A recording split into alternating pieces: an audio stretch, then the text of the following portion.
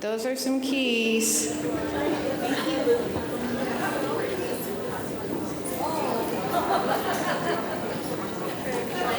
Okay, so I'm going to make this announcement in case you know, or the keys belong to someone you know. They're going to be at the conference table where the bags and the agendas are, okay? So hopefully someone will recognize that they have their keys.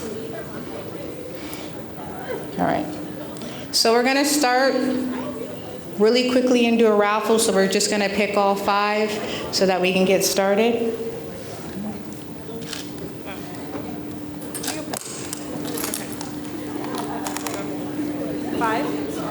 So the first one is 146. Or staff, you don't get one. 044.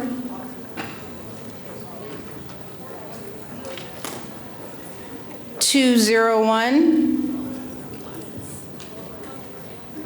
199. And 063. Okay, I'm going to repeat them. 146, 044, 201, 199, and 063. All right, 063. All right. I don't know, but they're not here. 165.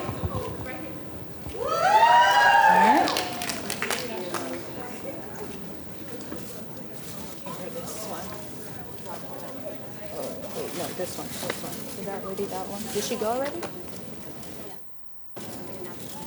Did she go? I gave her one. What'd you give her? This one.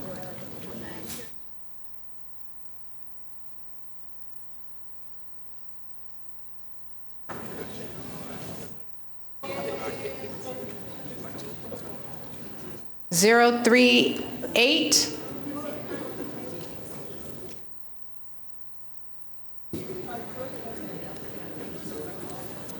And 047.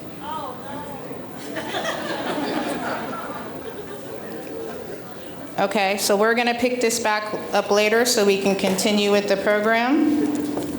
And I will now turn it over to Deborah Ward, who's going to introduce our next panel. Anybody? Oh, yes, they took it to the front.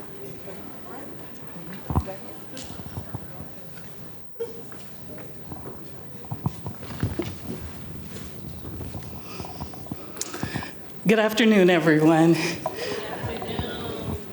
Everybody have a good session for the workshop? Good.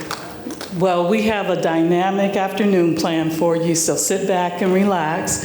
And I'm going to introduce the moderator. I'm going to do a short one. His name is Jonathan Wicks. He works with the YWCA of San Gabriel Valley. Jonathan is our licensed clinical social worker and also is our manager of our social change and equity initiative. And Jonathan's one of those special individuals who came to us to do his internship. He did his internship, and then he came to us, did all his hours, then joined our staff, and has been with us now for almost 7 years. And received his licensed clinical social worker last year, going on his 2nd year.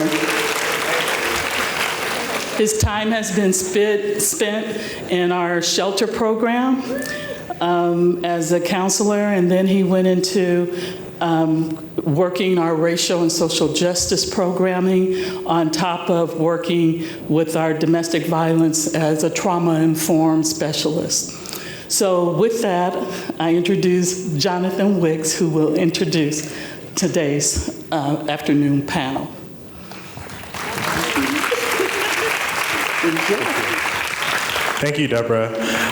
So yeah, really excited to be here today. Thank you for the welcome.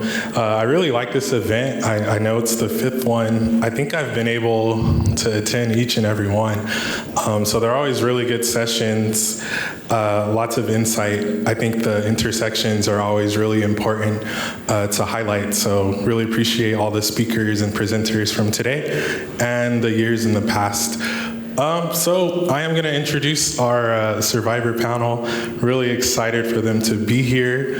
Last week, I was doing a interview with a grad student, and one of the questions was, what's been a big surprise for your journey in social work? And my answer was how much I've learned from clients.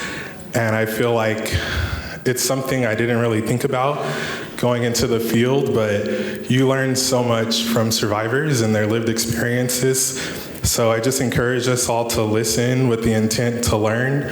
I'm really excited and appreciate you all being here to share your story.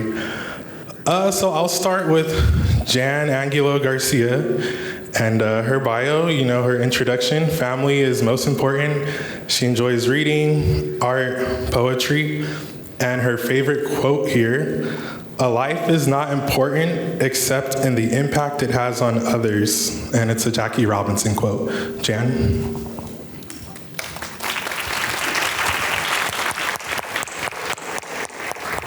Next, we have Irma Gamboa, she, her pronouns. She's a mother of 4. She has 3 boys, and her youngest is a 5-year-old little girl. Irma has experienced a challenging life journey, but she is now stable and living with her children in their home in Commerce. She's involved in school activities, sports activities, and taking her daughter to ballet. She is blessed to have a sense of peace and to know her children are safe and happy. Irma?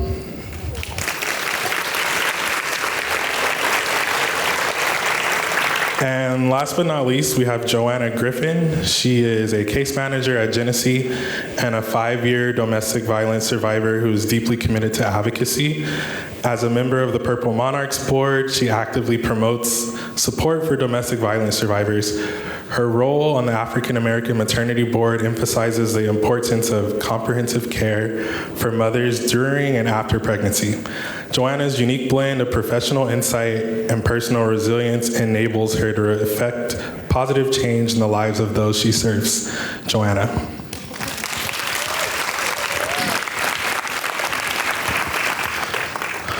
Okay, so again, the focus today has been on healthcare and the intersection of intimate partner violence. So we can start with, let's start with Jan.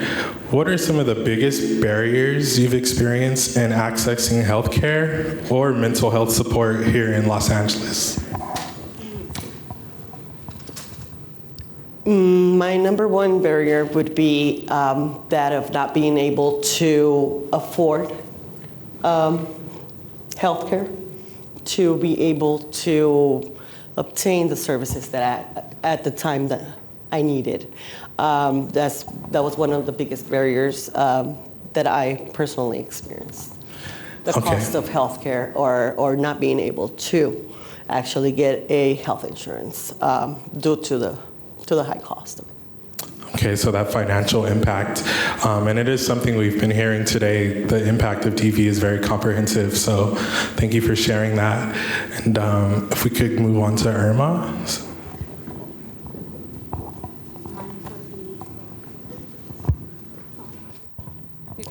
Mine would be getting authorizations, referrals. It's hard to get them while you're when you go to the doctors. So going to see a healthcare provider and them not really knowing where to refer you if you disclosed? Well, they refer you, but you don't. It's hard to get, it takes months before you get an authorization to see a specialist. So yeah, the time frame on getting connected to a provider. And I know sometimes that comes up in residential programs if someone's coming from a different area and they might have to switch their provider. Sometimes that causes that delay in getting connected to services. Thank you, Irma. Joanna? And we're on the same page regarding being referred out. It is a lengthy process, but I do remember wanting to get transferred to see a therapist, and it took months. And I remember that being the most struggling period during my DV situation. So with that being said, I was thinking, is there a way to check in? A way in between the wait time. Hey, we know you've been waiting for a referral. We're looking out for your best interests. Maybe you can get connected with a support group or be put on, any type of resources that will get them through until the time period. So that was a big dilemma for me. And then just having a better understanding that therapy is essential, mental health support is essential when you go to your doctor's office. It being a topic that could be brought up, and a service that could probably help out in the long term. Yeah, and thank you for bringing that up.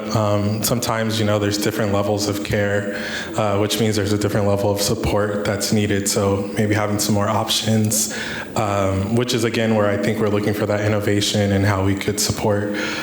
So yeah, thank you for bringing that out. Pass this down, please. So we're going to move on to our next question. Thank you all for those responses. So considering those barriers, what has been the most impactful experience from your care team as far as breaking through those barriers? We can start with Irma.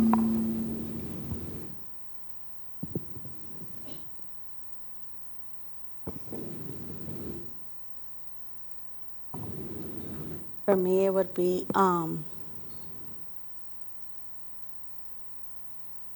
Wait, come back to me.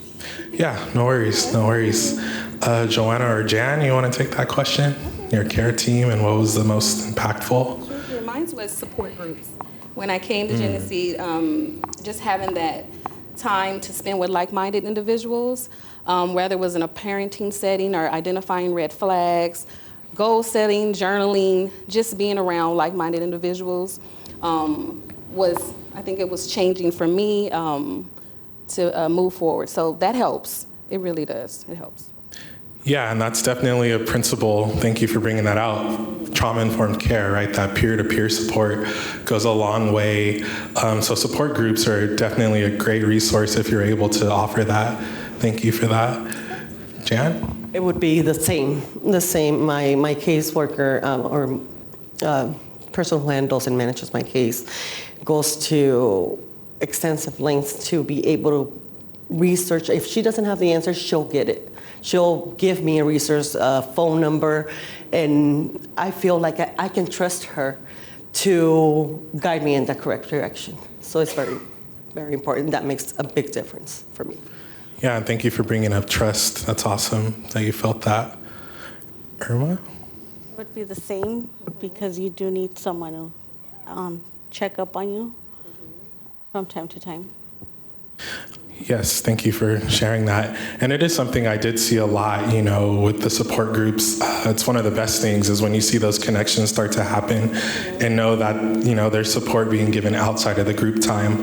And something else I heard you speak about too, Joanna, was the psychoeducation and just really being able to learn about what domestic violence looks like and what that, different responses are and how to be assertive with boundaries, so on and so forth. So there's a lot that could come from those different program offerings. And then I was just going to add, I know working in case management, we also ask clients what kind of classes you want, because sometimes it can get into the mundane of routine. Parenting is this week. We want to get out the routine, so it's important to also conversate with the clients, and it can be out of the scope. Let's talk about a movie. Let's talk about just bringing up subjects that clients can get out of the scope of just talking about trauma 24/7 is helpful. Yeah, definitely. Thank you for that. And I think that goes back to what Jan was sharing, being connected to a provider that knows what other resources are out there. And that's where that networking really helps as far as on the provider side. I know with the YWCA, we definitely lean into our partners when we don't have something that survivor or client is looking for. So yeah, thank you for bringing that out. We'll go on to the next question. This could go to Joanna. In terms of feeling supported, listened to, and heard, could you please tell us about a positive experience with healthcare providers or a negative experience where you didn't feel supported and heard, and what could have created a more supportive or helpful experience? I had a really good supportive experience because I felt like I was finally able to rest. Rest is the key word. I feel like as a survivor, I came with a 3-month-old dealing with postpartum. I left everything, my home, car, job. I was done. So when I researched about Genesee, the program that I came from, I seen that they had just what I needed, rest.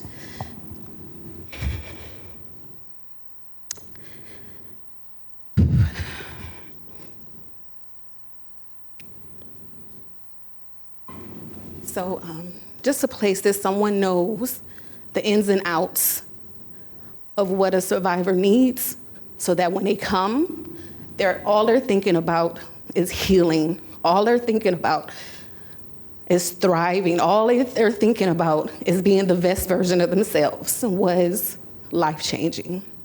Because when you have the opportunity to just rest and heal and develop and be nurtured, that's what I experienced. So just being around a bunch of women and men that have the tools, the patience, that love on you more than you love yourself is essential. So just having a place to rest. I kept coming back to that rest. So that was helpful for me. Yeah, thank you, Joanna. Yeah, and shout out to Genesee for creating that experience. And, I think it brings up what I heard from earlier today from healthcare providers, where sometimes they don't know or they don't feel adequate to address the needs. But I think you highlight something very important, that's why there's domestic violence service providers out there, so that they know how to engage with that person, maybe more than the healthcare provider does. So thank you for pointing that out. Jan?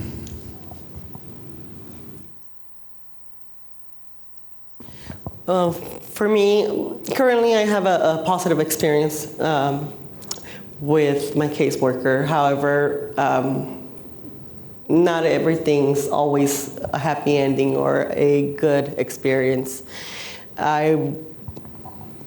Thinking back, when I was 15 years of age, I became pregnant and suicidal.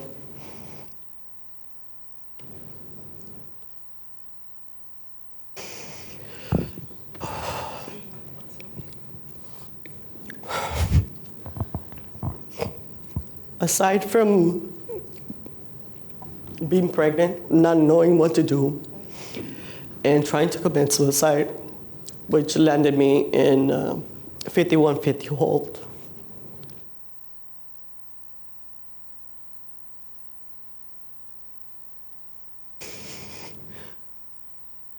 And then not even being assessed or reviewed or looked at as a human being and said, you're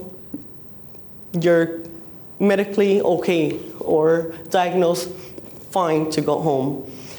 I was rather called in on my second day to say, you don't have insurance, you need to go home.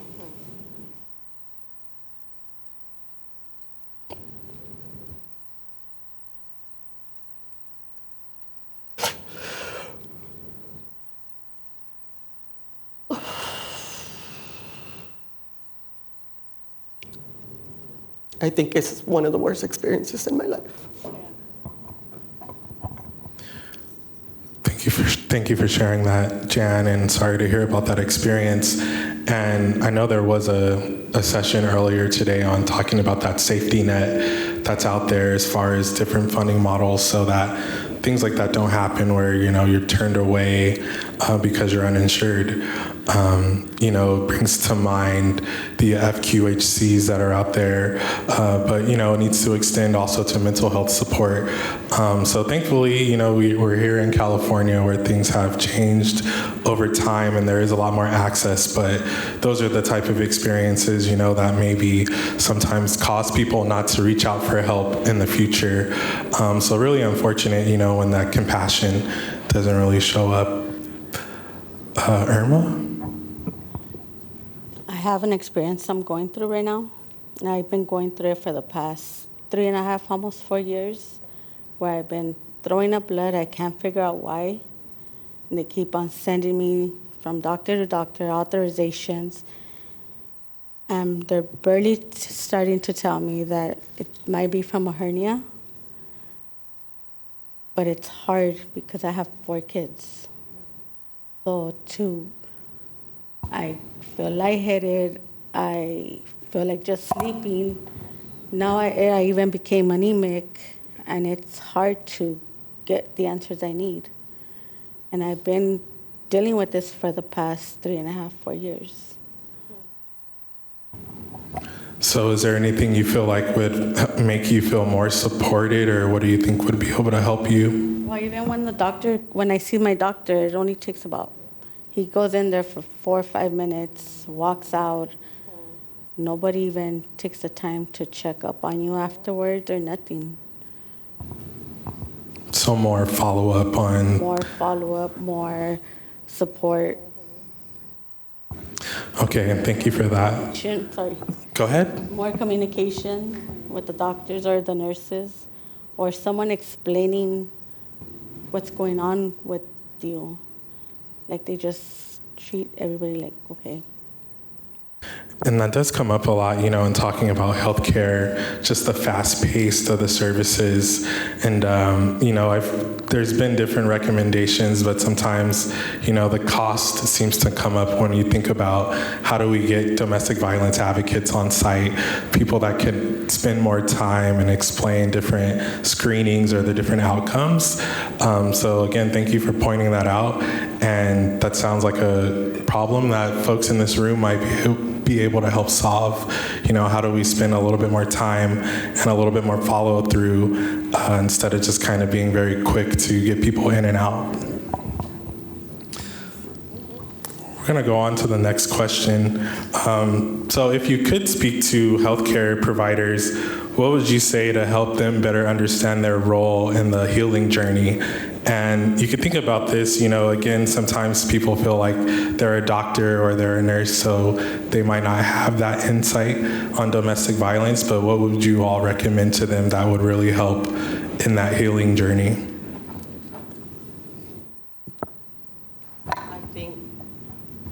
I think that if service providers such as yourself or the agency that I currently take classes from would collaborate together with your healthcare providers would make a huge, huge difference to, have sort of cross-reference what's going on in here, not just in your body. I think that referrals can be made more effectively, and I would say to them, there is other alternatives, not just pills and antidepressants. There's sometimes we just need to talk to somebody. Thank you for that, Jan, and thank you for highlighting alternative healing. Not everyone is open to medication, so having those different alternatives like you shared, thank you for that. And the cross-training, there was good talk of that earlier today. It was nice to hear some of our healthcare providers talk about wanting to bring in DV agencies for trainings, so that's definitely something that is being worked on, but thank you for recommending that. Irma? Having more checkups, more follow-ups. So more follow-ups from the healthcare providers? Yes. So earlier today, there was a mention of digital platforms, so using technology to try to engage or increase engagement. Do you feel like that's something that might help digital tools, or would you prefer phone calls? When you say follow-ups, what would be preferred? A phone call would be better. Okay, so phone calls, more phone call follow-ups. Okay. Joanna? So you mentioned help supporters understand healing. I know firsthand when you've been, well, first to be more trauma informed, but I know firsthand it was a time where I thought this is as good as it's going to get. And so in your mind frame, you keep saying to yourself, if it doesn't get worse than this, I'm all right. It's worse. And there's this seesaw effect, especially when you're getting help, where you're up one day and you're down one day and you're open to help and you're not open to help. But what came to mind when I thought about this question is just patience. And being trauma informed allows you to look at a different scope from a DV's perspective. And then not only that, just know that your labor isn't in vain and that we are hearing you. We do hear you. It does sink in, but it's almost like I started to think about, I don't know if everybody know about the Wizard of Oz and how they had the yellow brick road. And they was just easing on down the road, right? But it took a whole lot of things in their mind frame for them to tackle before they knew that there was an easy access to all that pretty yellow brick road. It's cemented in the ground, it's golden, you can see it, it's glittering, but it's something about that back and forth, that seesaw effect. And then you finally realize that I can't go back to that. I've learned about joy and I've learned about peace and I've learned about goal setting. I can't go back that way. So just taking the next step to go down that yellow brick road, ease on down the yellow brick road to healing and self-discovery and all those beautiful things that life has in store for you. So just know your labor isn't in vain and that it's being heard, it's being observed, and it's sinking in. It's sinking in. Thank you, Joanna. Yeah, and I heard, the mention of patience, which I think is really important. Sometimes I've seen staff, where it can get difficult, where maybe you have to give the same information again, or maybe there isn't as much follow through as you might want to see. But really, again, that's just giving that space for clients to go on their own journey. And as you said, the work is not in vain. But then also just being mindful of our words as service providers, right? That's another trauma-informed care principle, that transparency, and just knowing that survivors can tell if you're being compassionate or not. So really just keeping it real and being supportive and being patient. So thank you for bringing that out. So is there anything else you feel like you haven't shared yet that you would want to share with the room as we wrap up?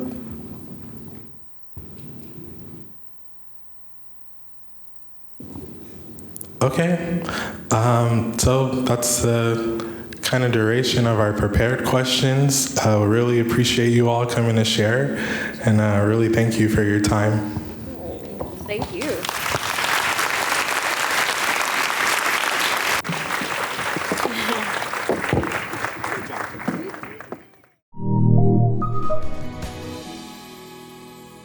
We want to thank our sponsors, the Blue Shield of California Foundation and the National Health Resource Center on Domestic Violence.